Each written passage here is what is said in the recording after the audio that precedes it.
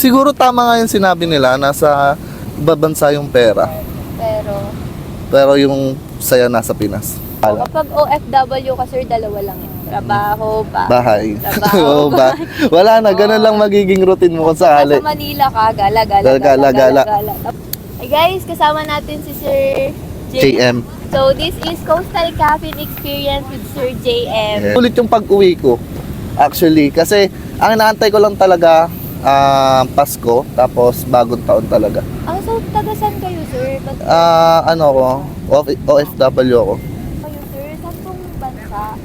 UAE, Dubai.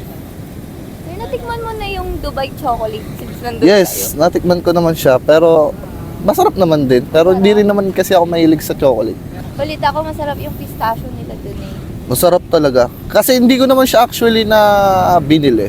Sabaga sa office namin may nagbigay lang. Pero sir, totoo ba na sa Dubai yung malalaki yung building dun? Yes. Like, Parang ang Dubai is parang future ng mundo natin. Ganon. tapos ilang floors tingin nyo sir yung pinakamataas na building? Ang pinakamataas na building doon sa Dubai is Burj Khalifa. Titingin nyo sir pag ano na ba yung tingin?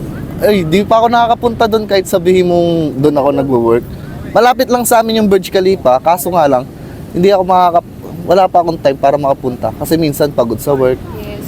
Mas pipiliin mo na lang magpahinga kaysa gumala. Siguro na-realize ko, nung nasa ibang bansa ako, ang na-realize ko is, iba yung field ng trabaho dito sa Pinas kaysa sa ibang bansa. Kasi, sa ibang bansa, mas pipiliin mo na lang yung ipahinga, yung free time mo. Hindi katulad dito sa Pinas na pag may free time ka, nandiyan tropa mo, gagala kayo, tatambay pa kayo. Doon, hindi ka na makakatambay, mas pipiliin mo na lang magpahinga. Kaya minsan sir, di ba, kahit nasa ibang bansa yung opportunity, gusto pa rin natin umuwi sa sarili nating bansa. Sa bansa. Siguro tama nga yung sinabi nila, nasa ibang bansa yung pera. Pero yung saya nasa Pinas. Kaya sa mga OFW natin na friends dyan, agree ba kayo na gano'n yung situation sa ibang bansa? Comment down below guys!